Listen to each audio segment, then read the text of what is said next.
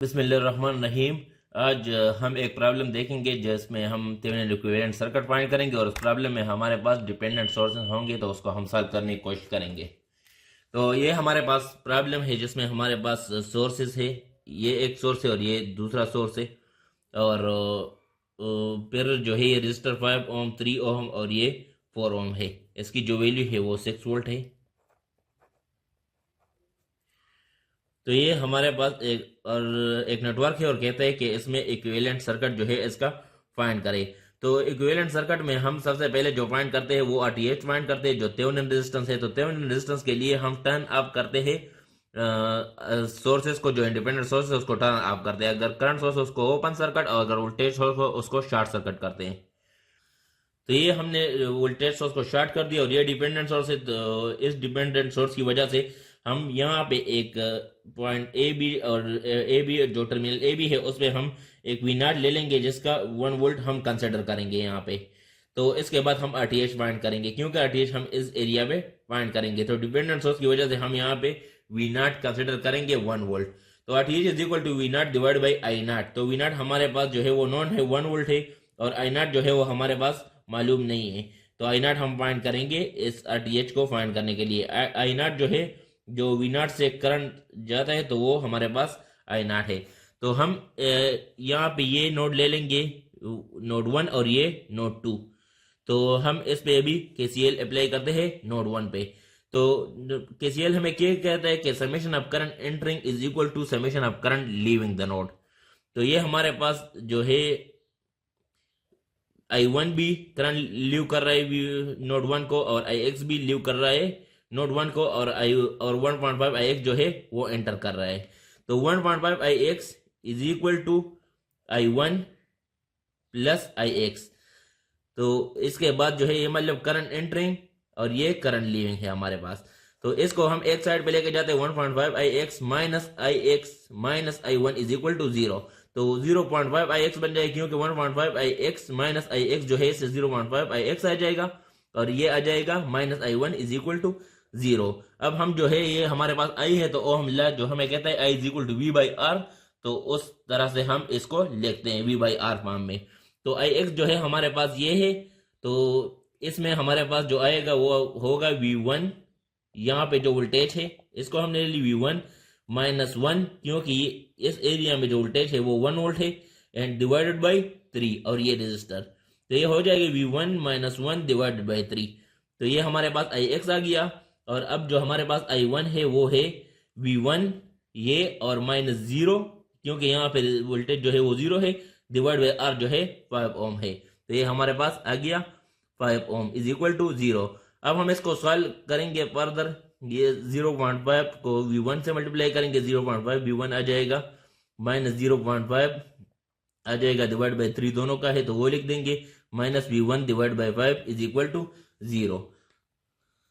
ये 0.5 V1 divide by 3 minus V1 divide by 5 इसको हमने सॉल्व किया तो ये आ गया माइनस V1 डिवाइड बाई 30 और माइनस 0.5 डिवाइड बाई 3 अपनी जगह भी आ गया इज इक्वल टू 0। तो ये हमने इज इक्वल टू के दूसरे साइड पे ले गए तो ये हो गया minus V1 divide by 30 is equal 0.5 divide by 3। तो इसको सॉल्व करने से हमारे पास आ गया V1 is equal to minus 0.5 multiply by 30 divide by 3 क्योंकि दोनों साइड से हमने 30 को मल्टीप्लाई किया। तो ये V1 जो आ गया हमारे पास 5 वोल्ट। जो नोड 1 का वोल्टेज है V1 तो वो हमारे पास आ गया माइनस 5 वोल्ट। अब जो है हम जो नोड 2 है उस पे अप्लाई करते हैं KCL। तो उस पे हमारे पास किरचॉफ करंट लॉ जब हम अप्लाई करते हैं तो वो हमारे पास नोड 2 पे आ जाएगा current entering is equal to current leaving वो आ जाएगा I0 plus IX minus I2 is equal to 0। ये हम सर्किट में देखते हैं कि ये किस तरह आ गया I0 plus IX minus I2 is equal to 0। तो I0 plus IX minus I2 is equal to 0 ये नोड 2 पे इस तरह आ गया कि मतलब करंट एंटरिंग और लीविंग जो है ये बराबर होंगे। तो मतलब यहाँ पे IX भी एंटर कर रहे हैं तो प्लस IX हमने ले लिया और I0 भी एंटर कर रहे हैं तो प्लस I0 भी हमने ले लिया और ये लीव कर रहे हैं I2 तो ये हमने माइनस I2 ले लिया। तो अब इसको भी हम जो ओहम लॉ है उस पे डिवाइड करेंगे उस तरह ओहम लॉ पे अप्लाई करेंगे जो हमारे पास I is equal to V by R बनता है। तो उस V बाई R के फॉर्म में हम I0 IX और माइनस I2 को लिखेंगे। तो आई नॉट तो हम मालूम करते हैं, तो आई नॉट की जगह तो हम कुछ भी नहीं लिखते क्योंकि आई नॉट सेम रहेगा, आई नॉट ही रहेगा। और आई एक्स जो है वो हमारे पास जब बन जाएगा V1 -1 यहाँ की जो वोल्टेज है और डिवाइड बाई 3, तो ये आई एक्स बन जाएगा V1 -1 डिवाइड बाई 3।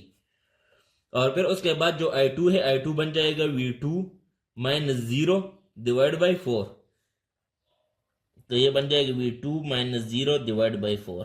और यहाँ पे वोल्टेज ऑलरेडी हमें मालूम है इस नोट पे कि वो 1 है, तो ये V2 की जगह हम लिख देंगे 1, तो ये हो जाएगा V1 -1 divide by 3 -1 divide by 4, इस तरह हो जाएगा।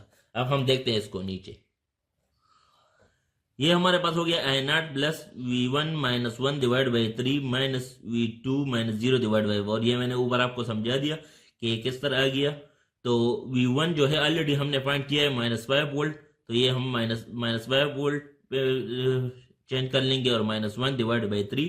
और V2 ऑलरेडी हमें मालूम है जो 1 वोल्ट है, मैंने आपको ऊपर बता भी दिया कि किस तरह वो 1 वोल्ट है, तो 1 डिवाइड बाई 4 हो जाएगा। तो इसको सॉल्व करने से ये आ जाएगा I naught -6 divide by 3 -1 by 4 is equal to 0। I naught is equal to 6 by 3 plus 1 by 4 is equal to के दूसरे साइड पे ले गए तो माइनस जो है वो प्लस में चेंज हो जाएगा और आ जाएगा 24 प्लस 3 डिवाइड बाई 12। एलसीएम ले लिया हमने। इसको सॉल्व करने से आई नॉट जो हमारे पास आ जाएगा वो 2.25 एम्पेयर आ जाएगा। तो अभी हम आरटीएच फाइंड कर सकते हैं क्योंकि आरटीएच का जो फार्मूला हमने लिया था स्टार्ट में वो लिया था we not divide by I1। तो वी नॉट ऑलरेडी हमने कंसिडर किए हुए 1 वोल्ट और आई नॉट जो है हमारे पास 2.25 आ गया। तो अभी हम आरटीएच फाइंड कर लेंगे। तो ये हो गया RTH is equal to V naught by I naught. V naught already हमने कंसिडर किया था 1 वोल्ट और आई नॉट हमारे पास आ गया 2.25 ओहम। तो इस 1 डिवाइड बाई 2.25 को सॉल्व करने से हमारे पास जो आंसर आ जाएगा वो 0.44 ओम आ गया। तो ये हमारे पास हो गया आरतेवनन। अब हम पॉइंट करते हैं वीतेवनन। तो वीतेवनन हमारे पास यहाँ पे जो सर्किट में हमारे पास ये टर्मिनल ए बी पे जो वो ओपन सर्किट वोल्टेज होता है तो वो हमारे पास वीतेवनन के बराबर होता है। तो अभी हम केसीएल अप्लाई करेंगे और पहले की तरह हमारे पास ये नोड 1 है और ये नोड 2 है। तो अभी हम नोड 1 पे जो है किरचॉफ करंट लॉ अप्लाई करते हैं। तो यहाँ पे ये I1 जो है ये एंटर का हो रहा है यहाँ पे और ये 1.5 IX भी एंटर हो रहा है। तो I1 plus 1.5 IX is equal to IX ये लीव कर रहा है। तो इज इक्वल टू से IX हमने दूसरे साइड पे ले लिया तो ये हमने डायरेक्ट माइनस IX ले लिया इज इक्वल टू 0। तो ये हमारे पास 1.5 IX minus IX is equal to 0.5 IX आ जाएगा और plus I1 is equal to 0 आ जाएगा। तो अब हम I1 और IX की जगह जो वोल्टेज हमने लिखे ओम लॉ के जरिए तो वो हम देखते हैं कि ये हमने किस तरह लिख दिए। I1 पे अगर हम देख ले तो ये 6 माइनस V1 डिवाइड बाई 5 ये इस तरह हो गया। अब अगर हम IX की जगह देख ले तो IX की जगह हो गया V1 माइनस 0 क्योंकि यहाँ पे जो वोल्टेज है वो 0 है डिवाइड बाई 3 प्लस 4। तो ये इस तरह हमने ली V1 minus 0 divide by 3 plus 4। तो ये हमारे पास हो गया IX। अब हम इसको और सिंप्लीफाई करते हैं, मल्टीप्लाई और डिवाइड जो भी होता है वो करते हैं आगे स्टेप में। तो ये हमारे पास हो गया 6 divide by 5 minus V1 divide by 5 plus 0.5 into V1 divide by 7। तो ये हमारे पास आ गया 6 डिवाइड बाई 5 माइनस इसको हमने जो है एलसीएम ले लिया और सॉल्व करके हमारे पास जो आंसर आ गया वो आ गया 9 डिवाइड बाई 70। तो ये हो गया 6 divide by 5 is equal to 9 divide by 70 V1 क्योंकि जो हमारे पास ये माइनस है वो ये दूसरी साइड पे हम ले गए थे ये प्लस हो गया। तो इसको सॉल्व करने से आ जाएगा V1 is equal to 6 divide by 5 multiply by 70 divide by 9 क्योंकि हमने 70 डिवाइड बाई 9 जो है दूसरे साइड से मल्टीप्लाई किया तो एक साइड से कट गया और दूसरे साइड पे ये 70 बाई 9 रह गया। तो सॉल्व करने से V1 हमारे पास आ जाएगा 9.3 वोल्ट।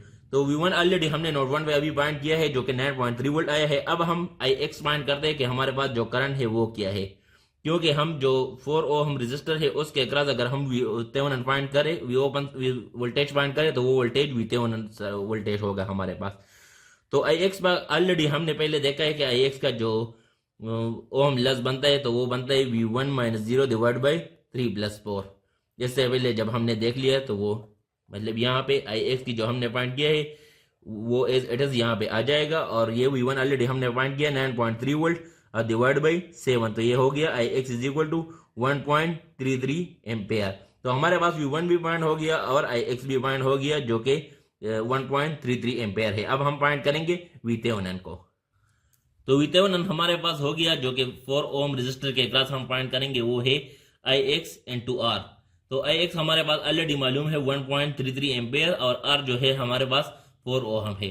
तो 1.33 एम्पेयर को जब हम 4 से मल्टीप्लाई करते हैं, इससे हमारे पास जो आंसर आ जाएगा वो 5.3 वोल्ट आ जाएगा और ये हमारे पास जो है VThevenin वोल्टेज है। तो हमने RThevenin भी फाइंड कर दिया जो कि 0.44 ओम आया है और हमने VThevenin भी फाइंड कर दिया 5.3 वोल्ट। तो ये था हमारे पास थेवेनिन इक्विवेलेंट जो हमने सॉल्व किया है। और इस पे हमारे पास जो अब हम अगर थेवेनिन इक्विवेलेंट बनाते हैं तो वो हमारे पास इस तरह आ जाएगा, ये हो जाए प्लस माइनस, ये VThevenin इज इक्वल 5.3 वोल्ट और ये हमारे पास आ जाएगा RThevenin इज इक्वल टू 0.44 ओम।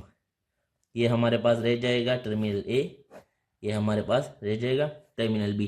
तो ये हमने डिपेंडेंट सोर्स के लिए सॉल्व कर दिया कि हमारे पास डिपेंडेंट सोर्स के लिए हम थेवेनिन सर्किट को किस तरह सॉल्व करेंगे। तो उम्मीद है आपको समझ आया होगा। इससे पहले हमने थेवेनिन इक्विवेलेंट पे थेवेनिन थ्योरम है उस पर हमने कंप्लीट गाइड वीडियो बनाई हुई है जिसमें हमारे पास की थ्योरी भी है, उसके स्टेप्स भी है और उस पर एक न्यूमेरिकल भी हमने प्रॉब्लम सॉल्व किया। वहां पे वो प्रॉब्लम हमने इंडिपेंडेंट सोर्स के लिए सॉल्व किया है और ये हमने डिपेंडेंट सोर्स के लिए सॉल्व कर दिया। अगर आपको इसमें कुछ मसला हो या प्रीवियस किसी टॉपिक में मसला हो या आपको किसी भी टॉपिक में मसला हो जो, तो आप कमेंट सेक्शन में पूछ सकते हैं, मैं आपको गाइड करूंगा और आपका कॉन्सेप्ट क्लियर करूंगा। Thank you for watching.